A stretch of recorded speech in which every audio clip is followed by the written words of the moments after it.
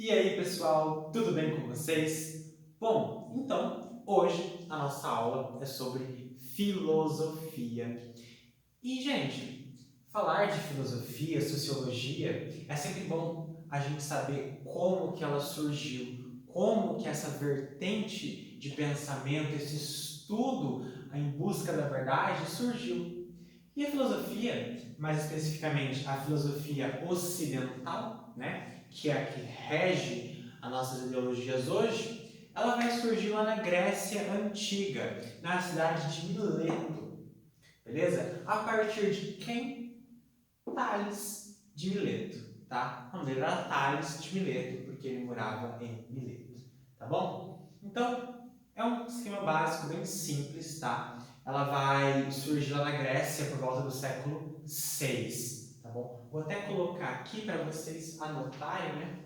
Porque é sempre bom a gente saber essas datas, assim, não específicas, mas em século pelo menos, né? Então, Grécia Antiga, século VI, em Mileto, com Tales de Mileto. Nomes principais para o início da filosofia, que é a busca através da razão, em busca da verdade. Beleza? Então, gente, por que a filosofia vai surgir, né? Então, nós vamos nos deparar com um termo aqui, mitologia. Então, antes da filosofia surgir com a busca do pensamento, de seus viés de pensamento que nós vamos ver daqui a pouco, quais são, temos a mitologia como base, como característica daquela época, o pensamento daquele povo. Tá? E a mitologia, ela se baseia no mitos, tá? Termo que significa narrativa, beleza? Então, essa narrativa, esse mitos, o que vai ser? Ele vai ser uma crença, ou seja, aquilo que a população da época acreditava, é aquilo que sanava as dúvidas da população sobre os acontecimentos naturais, os acontecimentos sociais. Tudo eles achavam que provinha de um acontecimento sobrenatural. Então temos aí os deuses, os monstros, os heróis, tá bom? Então, todo esse mundo fantástico, esse mundo que hoje, né, são situações, digamos assim, criadas, né, fantásticas para dar explicação aos acontecimentos da época que eles não sabiam de onde vinha, por exemplo. Ah, por que está chovendo? Ah, porque tal Deus quer que chova, né? Por que você não pode seguir isso, tem que seguir isso? Porque esse Deus é que quer, porque se você não fizer isso, você vai ser amaldiçoado, tá? E os mitos, gente, eles existem até os dias atuais, né? Não dessa forma tão fantástica como antes, né? Que envolve deuses e tudo mais, mas sim pequenas situações que a gente coloca no nosso dia a dia, como por exemplo, quem nunca se deparou com a sua mãe falando: se você tomar manga com leite, você vai ter um piripá que vai morrer. Gente, isso não tem nada a ver. Você vai em qualquer lanchonete, tem suco de manga com leite, né? É o suco da morte para nossa mãe, para nossa avó. Né? Então, são situações, pequenas histórias e costumes, porque o quê? O mito se trata de uma crença. Né? Então, ele existe até os dias atuais. Por isso que, mesmo quando a filosofia surgir, tá? Os mitos não irão deixar de existir. Eles irão ter continuidade, com menos ênfase, um pouco mais fraco, mas eles existem, tá? Coexistem a filosofia e mitos. Eles coexistem, a filosofia e a mitologia vão coexistir a partir desse momento, tá bom? E daí nós temos aqui, ó, as características da mitologia nessa época, né? É a explicação, né, sobre os acontecimentos, que não tinha explicação, através de narrativas, tá? Que eram as crenças deles no mundo sobrenatural. Beleza? Temos o oráculo. O oráculo é uma figura que vai responder através de um deus, profecias, e vai, por exemplo, vai incorporar um deus da época, né, o que eles acreditavam, e vai falar em nome dele. Então, se as pessoas tinham dúvidas sobre profecias, elas iam no oráculo e perguntavam, né, qual que é a profecia sobre a minha vida, e um deus incorporava ali, em nome dos deuses dos deuses gregos, né? E falava em nome dele ali, falava que a pessoa ia ser bem sucedida, ou a pessoa tinha uma maldição na vida dela, né? Então, são características da mitologia, exatamente esse mundo fantástico, esse mundo sobrenatural. E, gente, os mitos, sendo narrativas, né, nós vamos ter que Homero, tá? O Homero, ele vai ser quem? Ele vai ser um escritor mitológico, tá? E escreveu a Ilíada e a Odisseia, que são grandes narrativas mitológicas da época, tá? Que vão marcar esse momento, tá? Então temos aqui, né, a explicação do que é o mitos, né, uma narrativa embasada no sobrenatural, que vai ser a crença do povo, uma característica do oráculo, que é uma figura respondendo em nome dos deuses, e um exemplo de um escritor mitológico da época, que vai sustentar toda essa crença da população, tá bom? Mas daí, né, o que vai acontecer? Né? A população, né, vai começar a ter o quê? Contato com outros povos. Então, ocorre aqui um intercâmbio cultural, beleza? Ocorre um intercâmbio cultural. Então, estou saindo aqui da Grécia, indo para outro país da Europa, né? Então, eu vou levar a minha cultura, as minhas ideologias sobre esse mundo sobrenatural. Porque o quê? Estou indo fazer comércio, fazer um intercâmbio e tudo mais, e querendo ou não, além da troca monetária ali, eu vou levar a minha cultura junto. A pessoa vai conhecer as minhas características de pensamento, né? E daí, a partir desse momento, vai ocorrer o quê? Uma divergência nas ideias, né? Porque ninguém pensa igual, nem todo mundo pensa igual, né? Um povo pensa de uma forma, outro povo pensa de outra. Então vai haver o quê? Uma divergência nas histórias mitológicas, uma divergência nos nomes dos deuses. Entre deuses, alguns não existem, outros existem. Né? Então ocorre essa bagunça e as pessoas ficam com medo, ficam apavoradas, vai gerar um espanto, né? Será que isso realmente é verdade? Será que realmente os deuses criaram o mundo? Nós devemos subserviência a eles? O que acontece, né? Então gera essa tensão na população ali nesse momento. E a partir disso que vai acontecer o quê? Vai surgir a filosofia. Né? Que vai ter o quê? Inicialmente, né, vai ser em busca de uma causa primal, né? Do que foi formado o mundo, do que as coisas são formadas, o que criou tudo, o que rege toda a lei da vida, né? Então, em busca da verdade, porque isso aqui eles perceberam que não era 100% da verdade. Até porque ocorria divergência nos pensamentos. Alguém era diferente de mim, pensava diferente, e eu pensava de certa forma. Beleza? Então, nesse momento, é que vai passar o quê? A passagem da cosmogonia para a cosmologia. Então, é o entendimento do cosmo, não pela mitologia, mas sim pela logia, pelo logos, que é a razão. Tá bom? Então, a passagem da cosmogonia para a cosmologia. Entender a criação do cosmo, ou seja, o ambiente que estamos vivendo, nós, todas as coisas, do que é formado isso, beleza? E entender como tudo isso se conecta, né? E quem conectou isso? Existe alguém que criou, ou é alguma coisa que criou tudo, né? Então, é nesse momento, a partir da incerteza e das dúvidas, que vai surgir o espaço para a busca da verdade, a busca do pensamento através da razão, que é a nossa filosofia.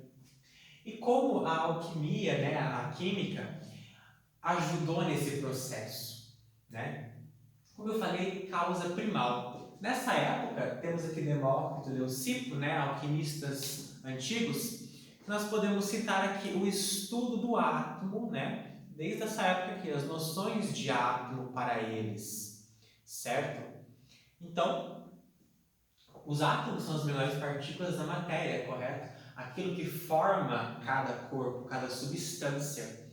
Então, os filósofos da época começaram a se questionar, porque antes era assim, né? Uma pessoa era químico, matemático, filósofo, e político e tudo, né? A pessoa era tudo. Então, eles começaram a se questionar. Será que existe alguma coisa, algum elemento que criou tudo, né? Porque nós somos formados por átomos, né? será que existe alguma coisa, né? Algum elemento, alguma substância que forma que tudo, ou seja, ela é a causa primal, a causa que rege, que criou tudo, certo? E daí, nessa lógica de pensamento, temos aí o quê? O senso comum e o senso crítico, né? O senso comum é aquilo que as coisas são, né? Que todo mundo acha, beleza? Então, o senso crítico já não. O senso crítico é aquela busca pela resposta incansavelmente. Encontrei uma resposta, mas não é suficiente. Então, os filósofos, né, encontram a resposta, mas ele nunca para. É sempre, por quê? Respondeu, mas e por quê? Nunca para. Porque não existe uma verdade única. Existem diversas. Então, a busca pelo conhecimento é incansável, é ilimitada.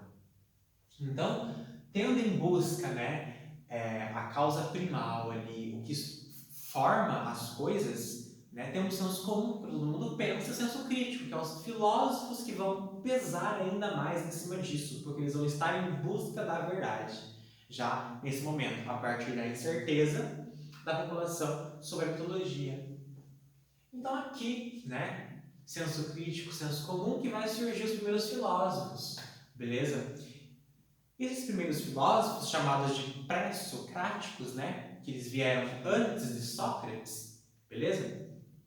O que eles vão estudar?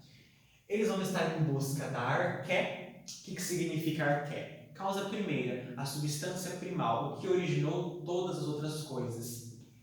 E, a partir da noção de átomos, né, e tudo mais, essa causa primal, ela possivelmente iria vir de alguma coisa da matéria, da natureza, que se chama physis. Então, a causa primal ela é baseada em elementos da natureza, em situações naturais. Então, os filósofos vão ficar em busca, né, em busca do conhecimento da verdade sobre o que originou tudo nós. Já que os deuses aqui não respondem todas as nossas questões, vamos procurar respostas sobre isso. Então é aqui, ó, arqué, grave esse nome, causa primal, physis, matéria, natureza. Então a arqué vai ser a partir da natureza, beleza? Então, no contexto, basicamente é isso, certo?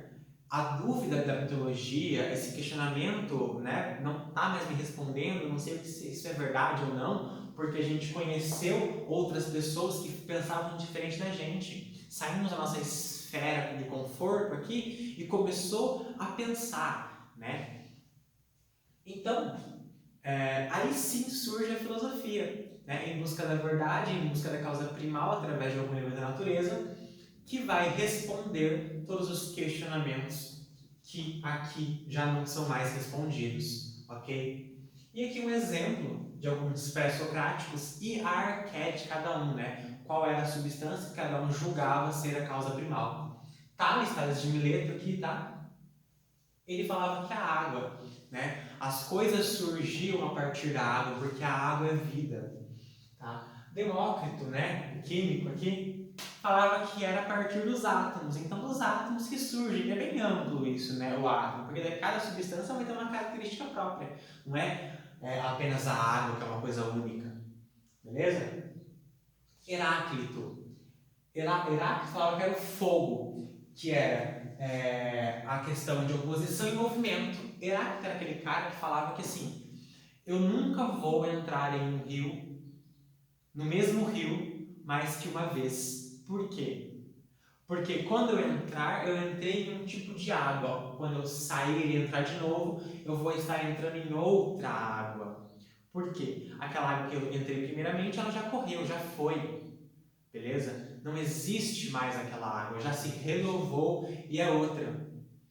Então, o real depende do movimento, do acontecimento das coisas. Beleza? Então, para as coisas existirem aqui, tudo tem que se movimentar, tudo tem que mudar. Beleza? Pitágoras, né? Conhecemos aqui o teorema de Pitágoras. Então, por que não arqué a partir dos números, né? Então, Pitágoras falava que a lógica, o raciocínio, a arqué dele era a partir dos números, da matemática. Anaximenes, ele falava que tudo surgia do ar, né? O ar que a gente vira, o ar que a gente respira, tudo surge a partir dali.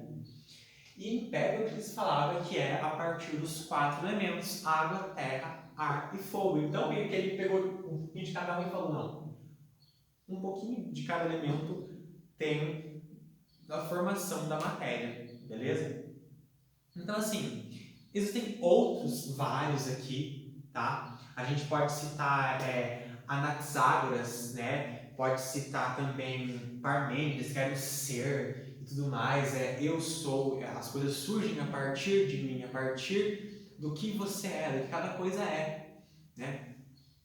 Então, são vários exemplos de pré-socráticos e exemplos de arqué, tá? Porque aqui, como eu disse, não existe uma opinião só. São vários questionamentos e dúvidas sobre esse tema. Então, diversos filósofos vão em busca da verdade do pensamento, tá bom? Bom, gente, então foi isso a nossa aula de filosofia sobre a origem da filosofia. Tá? Lembrando, lá na Grécia, século VI, Grécia Antiga, Mileto, por Tales de Mileto. Beleza? Em que contexto? Em um contexto mitológico que estava sendo um pouco falho, pois a partir do intercâmbio houve uma troca cultural e aí surge o espanto, as dúvidas, porque tudo que eu achava que era verdade, para outras pessoas não é verdade, né? Então assim temos a passagem da cosmogonia para a cosmologia, através do logos, que é a razão, né? E também aí o surgimento dos primeiros filósofos, o senso crítico, o senso comum, e a arqué de cada um, que era o objeto de estudo de cada um.